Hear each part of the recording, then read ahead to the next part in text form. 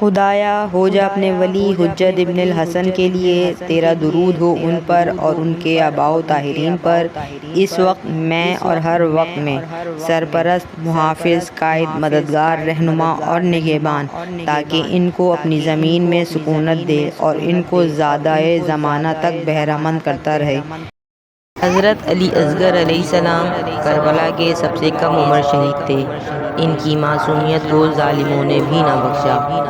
6 ماہ کے علی اصغر علیہ السلام کا کربلا میں شہید ہونا ظلم کی انتہا کو ظاہر کرتا ہے اور حق کی فتح کا پیغام ہے۔ علی اصغر علیہ السلام کی شہادت حضرت امام حسین علیہ السلام کی قربانیوں کی گہرائی کو مزید واضح کرتی ہے۔ مولا عباس علیہ السلام کی زندگی وفاداری اور ایثار کا اعلیٰ نمونہ ہے۔ ان کی وفا امام حسین علیہ السلام کے ساتھ ایسی تھی کہ وہ کربلا میں اپنی جان قربان کرنے سے بھی پیچھے نہ ہٹے۔ مولا عباس علیہ السلام نے بچوں کے لیے پانی لانے کی کوشش میں اپنی جان دی اور ان کا علمبردار ہونا ان کے حوصلے اور شجاعت کی علامت ہے۔